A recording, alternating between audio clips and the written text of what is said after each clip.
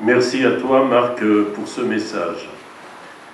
Madame la conseillère départementale, cher André, et monsieur le conseiller départemental, mon cher Marc, monsieur Sauveur Crispuolo, que je n'ai pas encore aperçu, mais qui ne saurait tarder, qui représente Blandine Monnier, la maire d'Evenos, le lieutenant Thierry Malassigné, chef du centre de secours du Bossé, possiblement en retard, mais sans doute et sûrement pour une bonne raison, l'adjudant Dallocchio, représentant le Major Villa et la gendarmerie du Bossé. Donc je salue et les pompiers et les gendarmes qui assurent notre sécurité au quotidien. Je n'oublie pas la réserve civile, elle viendra en son temps. Mesdames et messieurs les présidents des associations, Madame Valérie Maronne, représentant Monsieur Roland Rolfo, président de la Chambre des métiers, avec qui nous travaillons quasiment au quotidien et qui amènent leur pierre pour l'animation commerciale du Bossé. Madame Sophie Flouret, que j'ai aperçue, principale du collège, et que je remercie de sa présence. L'éducation nationale est aussi bien remplacée, puisqu'il y a Madame Marjorie Lecu-Vidal, directrice d'école, qui nous fait aussi l'amitié d'être là. Mesdames, Messieurs les membres de la réserve civile et de son amicale, eux aussi qui veillent sur notre sécurité. Madame Graziella Valetti-Perret, représentant de la Maison des Frères. Alors la Maison des Frères, c'est notre partenaire. On a des contrats avec eux, mais en fait c'est beaucoup plus que ça. Et je souhaite ardemment que notre partenariat se développe. Monsieur Panetta, représentant le cabinet d'assurance Panetta, assureur qui nous accompagne depuis de nombreuses années et que je remercie de sa présence. Mesdames et messieurs les représentants des fournisseurs, indiquez que SPT, Colas et Proludic étaient là. J'espère n'oublier personne. Mesdames, messieurs les élus, mesdames, messieurs, chers Bossétanes, chers Bossétans, chers amis, à vous toutes et tous qui êtes présents ce soir, j'adresse mes salutations chaleureuses. Au nom du conseil municipal et de la municipalité, j'ai le plaisir de vous présenter nos vœux de bonheur, de bonne santé pour cette année 2024 qui débute.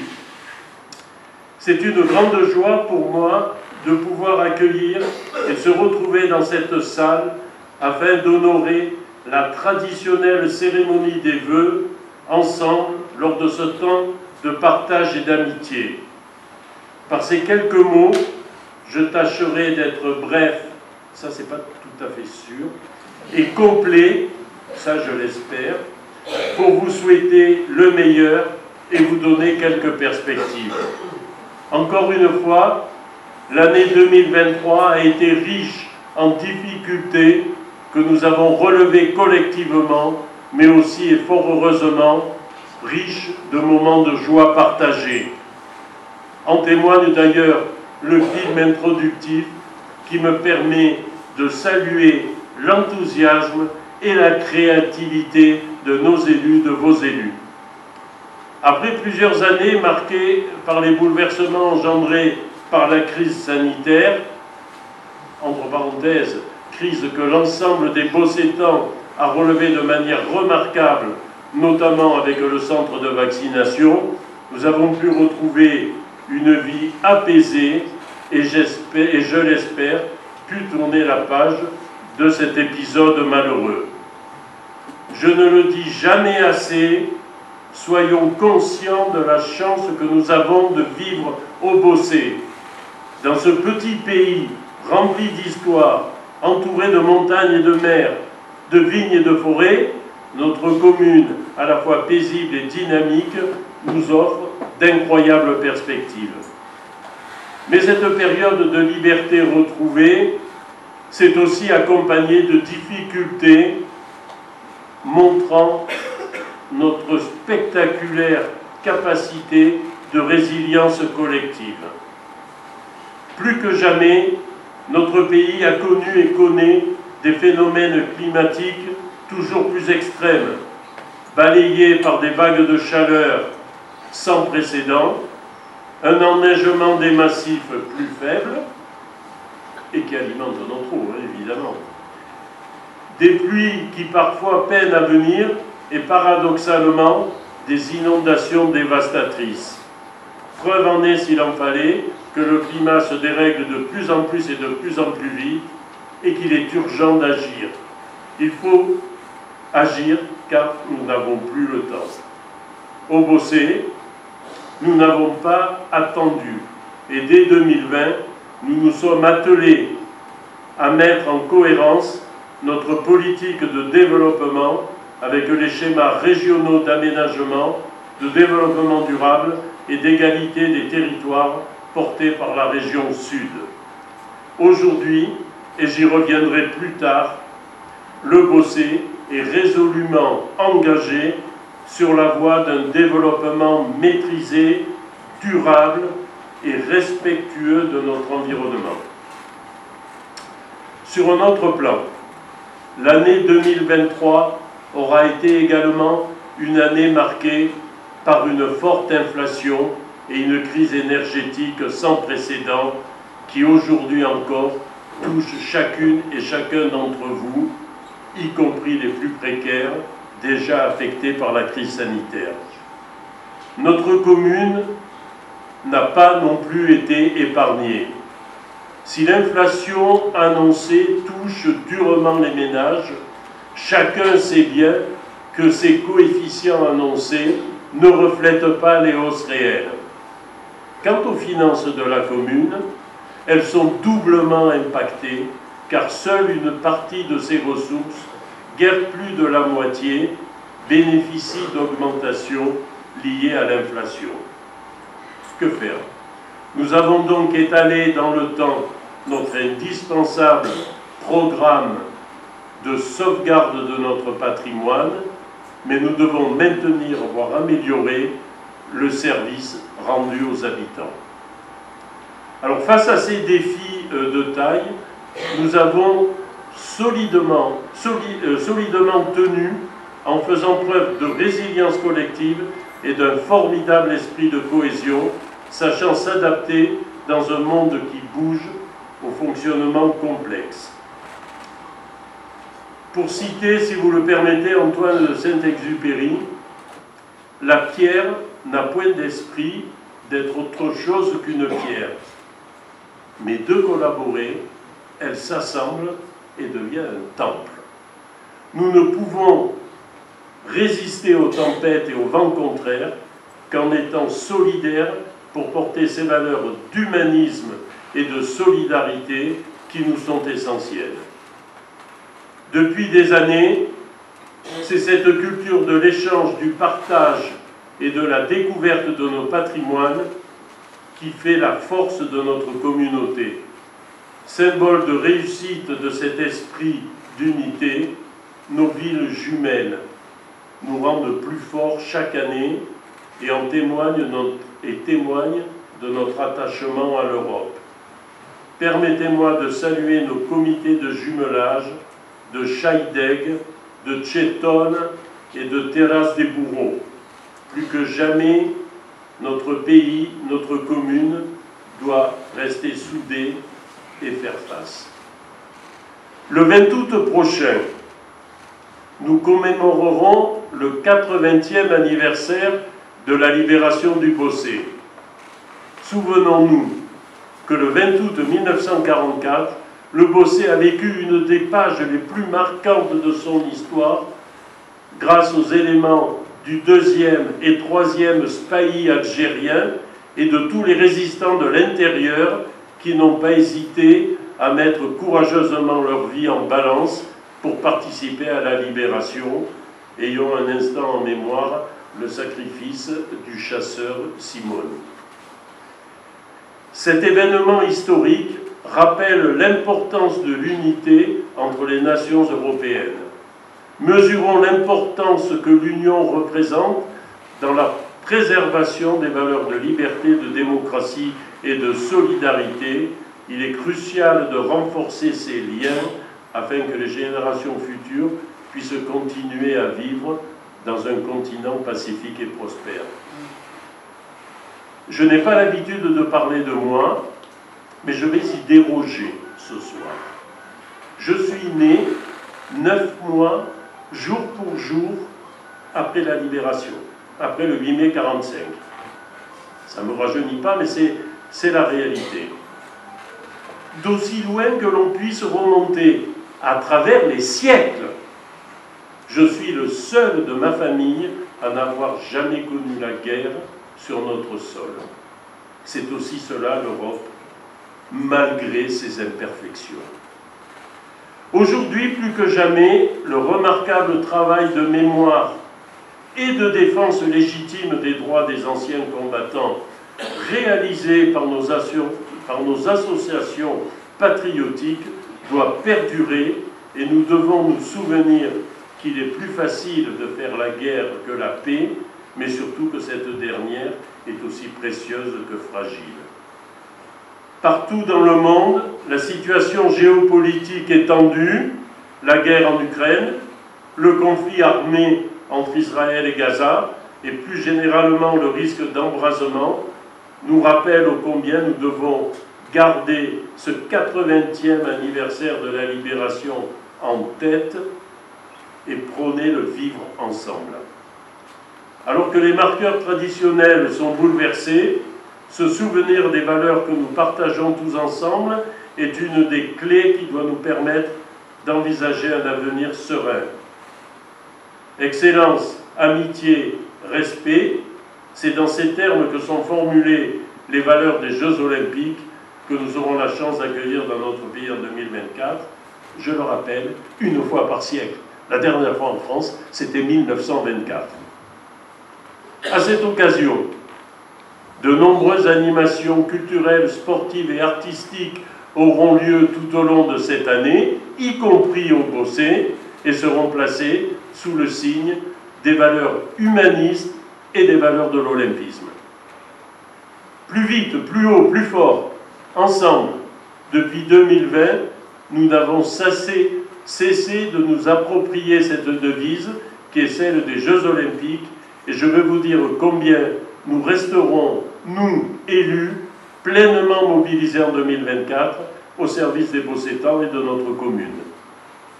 En effet, l'ensemble du conseil municipal se trouve au service de la collectivité, avec un maire, des adjoints, des conseillers municipaux, tous compétents, impliqués et soucieux du devenir de notre belle commune.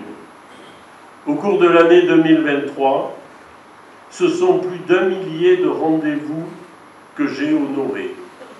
Afin de renforcer encore cette proximité, je vous annonce ce soir la mise en place, à compter du mois de février, d'une matinée par mois, durant laquelle je vous recevrai sans rendez-vous, de manière informelle, pour aborder les sujets que vous souhaiterez. Plus vite, plus haut, plus fort, c'est ainsi que nous voyons se dessiner l'avenir du Bossé. Depuis 3 ans, nous nous appliquons à mettre en œuvre les projets sur la base desquels nous avons été élus. Nous tenons le cap. Si notre commune évolue au mieux, c'est par des investissements concrets qui nous ont permis et nous permettront encore d'investir pour notre patrimoine, d'investir pour nos enfants, pour un Bossé plus durable, plus accessible, plus dynamique, plus responsable, en fait, un Bossé tourné vers l'avenir.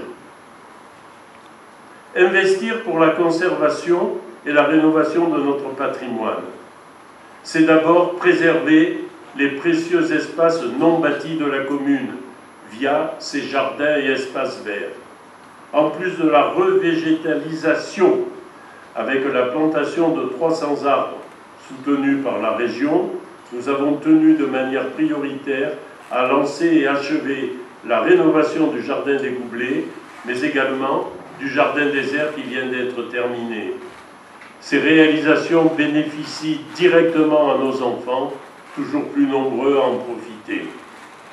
Et c'est justement parce que l'enfance fait partie de nos priorités que nous avons massivement investi dans les écoles. Plus de 100 000 € injectés pour les travaux de nos cantines afin d'améliorer l'offre de restauration, favoriser les circuits courts et lutter contre le gaspillage alimentaire. Mais également plus de 1,3 million d'euros pour la rénovation énergétique des bâtiments scolaires et la climatisation de la crèche parentale Loupichoun permettent aujourd'hui à nos enfants de bénéficier de meilleures conditions d'accueil et d'apprentissage. En parallèle de ces chantiers, le vaste plan de réhabilitation lancé par la commune sur de nombreux bâtiments existants est en cours. Des premières réalisations sont déjà visibles avec l'achèvement imminent des travaux de conservation de l'église. Et là, je veux en profiter pour saluer le curé de la paroisse qui nous fait l'amitié d'être là ce soir. Et j'ajouterai, c'est un secret pour personne, nous ne partageons pas les mêmes croyances, mais au-dessus de tout, nous partageons les mêmes valeurs. Et ça n'a pas de prix. La rénovation thermique des bâtiments, le début, enfin le début des travaux de l'espace Mistral, premier coup de pioche a été donné. L'achèvement de la rénovation des jardins publics, et sans être exhaustif, les travaux de reprise de la toiture de la maison Marius Marie.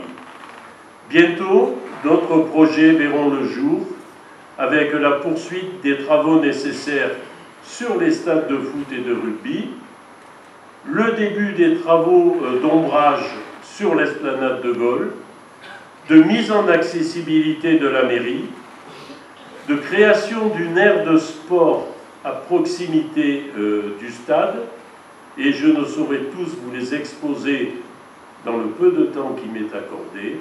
En 6 ans, nous aurons rattrapé une grande partie du retard accumulé dans l'entretien des bâtiments. Bien sûr, ces rénovations s'inscrivent dans une logique de développement et d'aménagement durable. Conscient du virage qui doit être opéré dans notre manière de gérer les ressources, chaque projet respecte des normes écologiques drastiques. Vous l'aurez compris, notre vision du Beaussais dépasse largement celle du court terme, et c'est pourquoi nous avons et allons continuer d'investir dans des thématiques durables et concrètes. En investissant d'abord dans un Beaussais plus accessible, la création et la réhabilitation de 150 places de parking est un début et nous portons de nouveaux projets d'aménagement. Bientôt, un parking d'une dizaine de places sera créé en bordure de la RDN 8. Le parking du stade sera réaménagé avec un gain minimum d'une trentaine de places et d'autres projets de création sont à l'étude, notamment aux entrées de ville. Un Beaussais plus accessible, c'est un Beaussais moins embouteillé et c'est le sens de notre action continue avec l'appui de nos partenaires pour que l'étude d'accessibilité à la zone de Signes aboutisse enfin à des solutions cohérentes et acceptables. C'est aussi un Beaussais où ceux qui le souhaitent pourront se déplacer en vélo en sécurité.